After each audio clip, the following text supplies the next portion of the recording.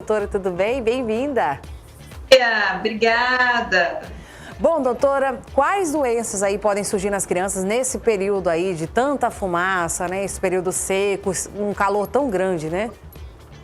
As crianças ficam muito irritadas, né? Questão, assim, da parte respiratória, da parte de pele. E, assim, as crianças que já têm essa predisposição, que são crianças asmáticas, crianças que têm rinite alérgica, nessa época piora demais, porque é uma quantidade de fumaça muito grande e piora muito essas questões do respiratório, da pele. Então, as crianças sofrem bastante com esse clima seco, cheio de fumaça. Tem algum jeito da gente amenizar aí esse clima seco para as crianças, principalmente? Eu tenho algumas dicas para falar. A primeira dica é aumentar muito a ingestão de água, né? Assim, hidratar bem a criança. A gente hidrata realmente com água.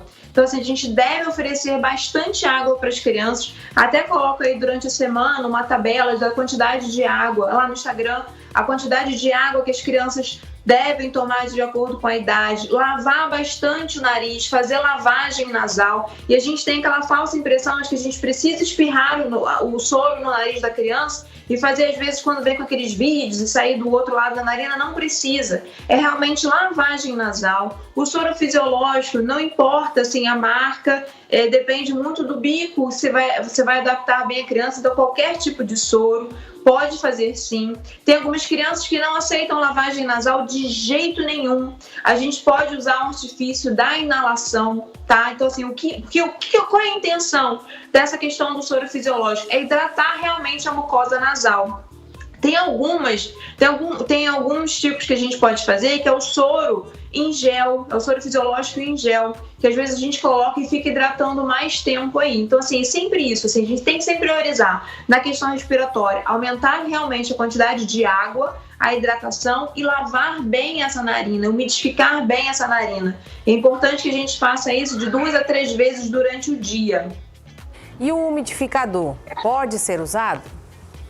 O umidificador pode ser usado, o umidificador deve ser usado, mas eu falo sempre assim, não adianta você ter um umidificador e o seu filtro do ar-condicionado tá sujo. Ou às vezes a gente usa o umidificador a noite inteira. A gente não deve deixar o umidificador ligado durante muito tempo, senão a gente acaba fazendo efeito ao contrário, né? Assim, a gente deixa o ar muito úmido. Às vezes, eu não tenho condição de ter um umidificador, pode usar a banheira, balde com água, às vezes um pano molhado, faz mais ou menos a mesma função do umidificador. Mas o umidificador é importante sim, mas a gente só tem que tomar um certo cuidado para não ficar muito tempo, senão a gente acaba fazendo o efeito ao contrário.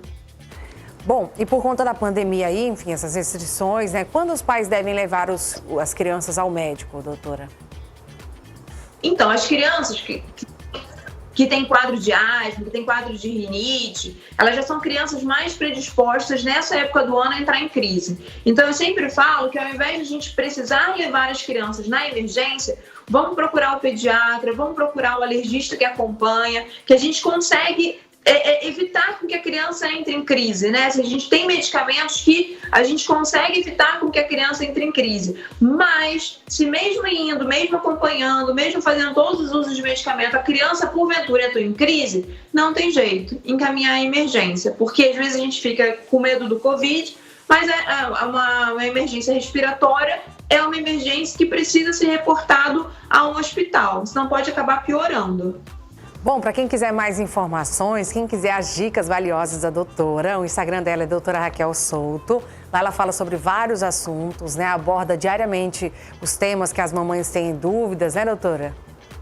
Isso. E assim, até uma coisa que eu vou lembrar, a questão da água nos bebês. Bebês menores de 6 meses não precisam de água, tá? O bebê, tanto que tem aleitamento materno exclusivo ou o bebê que usa complemento, eles não precisam de água. Eu falei aqui da questão da hidratação, a água é só incluída a partir das crianças dos 6 meses. Antes disso não precisa, só o aleitamento materno ou o complemento é suficiente. Perfeito, obrigada, Raquel, mais uma vez. Nada, Luana, um beijo. Beijo, tchau. Beijo. Tá então, né, doutora Raquel esclarecendo várias dúvidas aí com a gente, tá? Bom, por falar